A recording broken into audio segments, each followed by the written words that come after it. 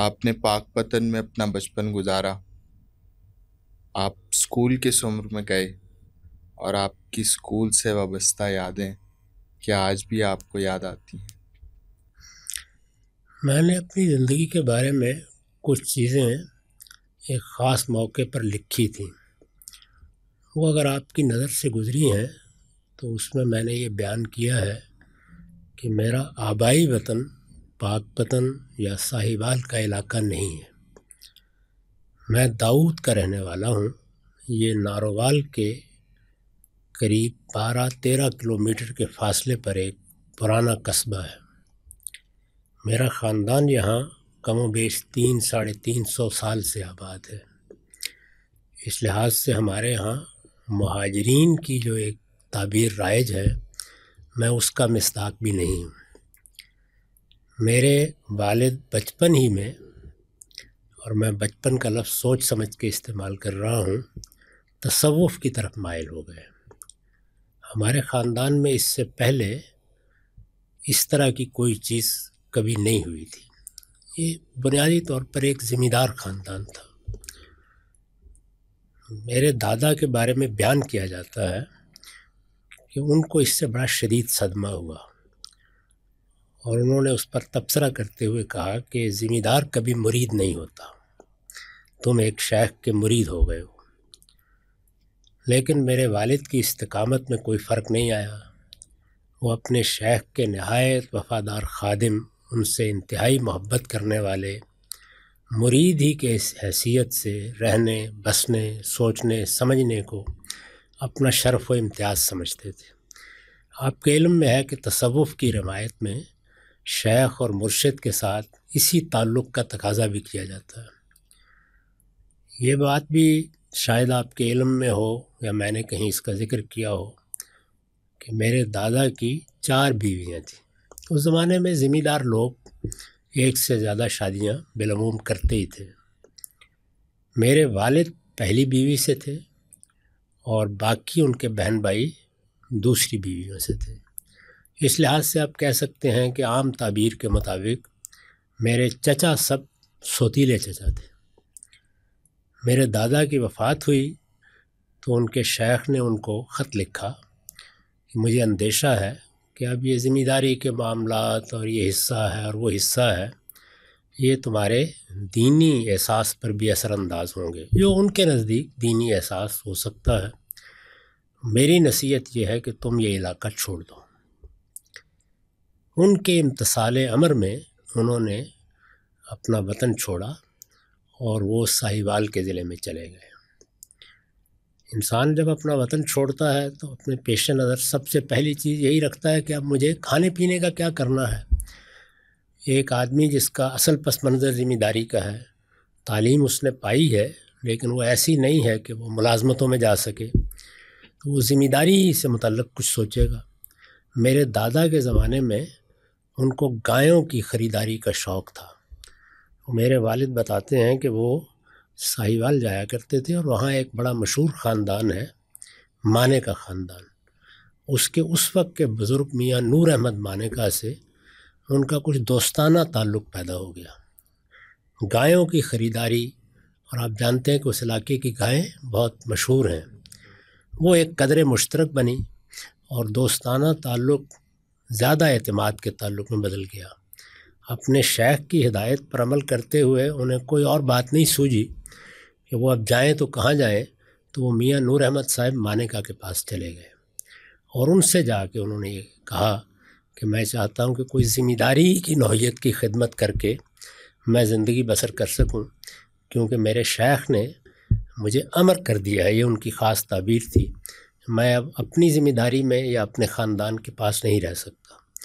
تو میاں نور احمد صاحب مانیکا نے، اگر آپ اس علاقے سے واقف ہیں تو کوٹ عبدالعزیز کے پاس جیون شاہ کے قصبے کے قریب اپنی ذمہ داری کا کچھ ان کو نظم و نسق کا اختیار دے دیا، اور اس میں کچھ ملازمت کے طریقے پر چیزیں طے ہو گئیں۔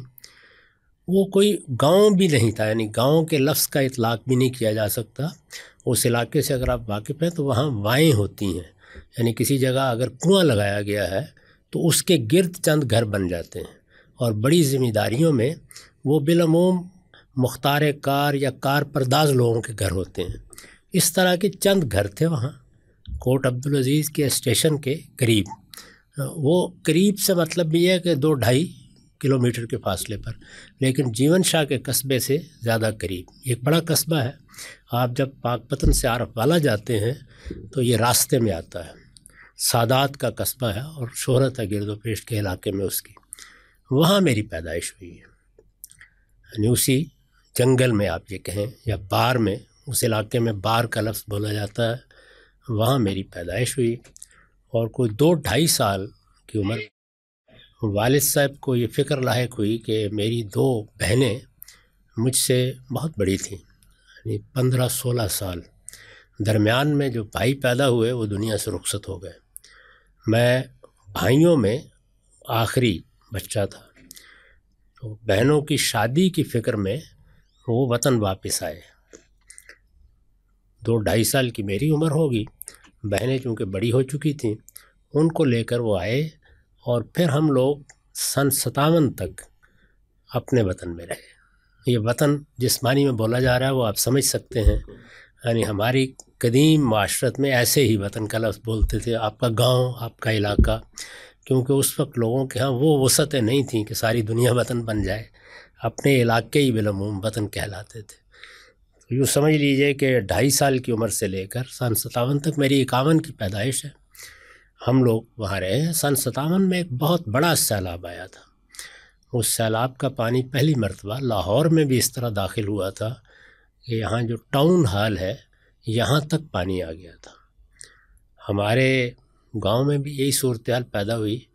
اس سیلاب میں جب پانی آپ کہہ سکتے ہیں کہ ایک طوفان یا ایک سمندر بنا ہوا تھا اس علاقے میں، میری والدہ مجھے لے کر نکلیں اور پھر ہم لوگ دوبارہ ساہیوال کے ضلع میں یعنی پاک پتن چلے گئے. تو یہ ابتدائی قصہ ہے جو میں نے مختصر طور پر آپ کو سنا دیا. وہاں آپ اپنی بہنوں کے ساتھ ہی تھے؟ بہنوں یعنی 2 بڑی بہنوں کے ساتھ. بھائی تو کوئی زندہ نہیں رہا. 4 بھائی پیدا ہوئے، بلکہ اگر میرے بعد بھی شمار کر لیا جائے تو 5 بھائی پیدا ہوئے اور 5 دنیا سے رخصت ہو گئے. 2 بہنیں ہی تھیں اور وہ میں نے جیسے عرض کیا کہ ان کی پہلی اولاد تھیں، تو اس وجہ سے وہ مجھ سے بہت بڑی تھی. یعنی بڑی بہن کوئی 15.5 سال کہہ سکتے ہیں آپ، اور چھوٹی وہی کوئی 14.5 سال. اس زمانے میں ایسے ہی 1-1 سال کے فرق سے بچے ہوتے رہتے تھے. وہ ہمارے ساتھ تھیں. ان کی شادیاں ہو گئیں اس دوران میں، وہ اپنے گھروں میں سدھار گئیں. اور سیلاب کی وجہ سے پھر والد صاحب نے یہ فیصلہ کیا کہ ہم لوگ گاؤں سے نکل آئیں. اس سیلاب ہی میں ہم نکلے ہیں. اس سیلاب کی یادیں ابھی تک میرے ذہن میں ہیں. اس میں پانی بہت اونچا بھر چکا تھا. ہمارا گاؤں ایک پرانے طریقے کے مطابق آپ نے دیکھا ٹیلے پر ہے. اب بھی اگر آپ جائیں تو ایک بڑا سا ٹیلا ہے، لیکن اس ٹیلے کے قریب تک پانی آ گیا. اور اس میں ہمارے ساتھ ایک حادثہ یہ ہوا ہے کہ ریلوے لائن کو بچانے کے لیے ایک بند بنایا گیا. اب وہ بند کافی اونچا بند ہے، اس بند تک پانی بھر جائے گا لازماً. تو نتیجہ اس کا یہ ہے کہ ہم لوگ جس گھوڑے پر سوار ہو، گھوڑوں ہی پر سفر کرتے تھے، سوار ہو کر والدہ تھیں اور میری چھوٹی بہن تھیں، وہ نارووال میں بیائی ہوئی تھی، ان کو وہاں چھوڑنا تھا. اس طرح نکلے تھے کہ پہلی مرتبہ میں نے دیکھا گھوڑا تیرنا جانتا ہے، یعنی اس کے پاؤں نہیں لگ رہے تھے زمین پر. تو اس پر بیٹھ کر ہم نے اس بند تک کا سفر کیا. پھر بند کو پار کر کے ریلوے اسٹیشن، ہمارا اب تو ہمارے اپنے گاؤں کے نام پر اسٹیشن بن گیا ہے داؤدی کے نام سے. اس وقت ہم لوگ پیجو والی اسٹیشن سے سوار ہوتے تھے. تو وہاں سے ہم آ کے سوار ہوئے اور ناروول گئے. اس میں بھی ایک بڑا دلچسپ قصہ یہ ہے کہ اتنے طوفانی سیلاب سے نکلے، ناروول میں گئے. ہمارے بہنوئی وہاں رہتے تھے. ان کے گھر میں 2 منزلہ گھر تھا. تو نیچے کی منزل پہ ہم لوگ سوئے ہوئے تھے کہ یک بیک رات کے وقت شور و ہنگامہ برپا ہوا کہ پانی شہر میں داخل ہو گیا. بہت بڑا سیلاب تھا وہ. یعنی اس سیلاب کی یادیں بہت سے لوگوں کے ذہن میں ہوں گی. یہ سن 57 کا سیلاب ہے. داخل ہو گیا اور تھوڑی دیر بعد یہ معلوم ہوا کہ وہ پانی اب یعنی ہمیں بھی ڈبو دے گا. چنانچہ وہاں سے نکل کے پہ ہم قریب کے ایک چوبارے میں پناہ لینے کے لیے گئے اور پانی پہلی منزلوں تک نارووال شہر میں بھی بھر گیا. اور چند دن ٹھہرنے کے بعد ہم لوگ پھر پاک پتن کے لیے روانہ ہو گئے. تو اسکول کی لائف آپ کی پاک پتن سے ہی آغاز ہوا۔ جی ہاں، یعنی 51 کی پیدائش ہے، 57 میں ہم لوگ وہاں سے نکلے اور وہاں چلے گئے۔ تو میری چھوٹی بہن وہ بھی ہمارے ساتھ ہی، یعنی ان کے میاں بھی منتقل ہو گئے۔ ان کے منتقل ہونے کی وجہ یہ بنی کہ ان کے شیخ وہاں تھے، یعنی یہ تصوف کے اثرات تو خاندانوں میں ہوتے ہیں۔ میرے والد قادری اس سلسلے میں تھے، قادری جنیدی، ان کا اسم گرامی بھی یہی تھا، محمد طفیل جنیدی، اور میرے بہنوئی نقشبندی سلسلے میں بیعت تھے۔ ان کے شیخ پاک پتن کے قریب ایک چھوٹا سا گاؤں ہے پیر کریاں، بالکل مضافات میں، وہاں رہتے تھے۔ ان کا خیال یہ تھا کہ وہ اپنے پیر صاحب کے قریب ہو جائیں، تو انہوں نے بھی ناروال کو چھوڑنے کا فیصلہ کر لیا۔ اب مجھے ٹھیک سے یاد نہیں ہے کہ اس کا باعث سیلابی بنا یا اس طرح کے نقصانات بنے، بہرحال جو بھی محرکات ہوں، اتنا یاد ہے کہ ساتھ ہی انہوں نے بھی فیصلہ کیا اور ہم نے یہ سفر اکٹھا کیا۔ وہ وہاں چلے گئے تو میری بہن نے مجھے پڑھانا شروع کیا تھا، وہی میری پہلی استاد تھی، وہ ہمارے طالب محسن صاحب کی والدہ تھی۔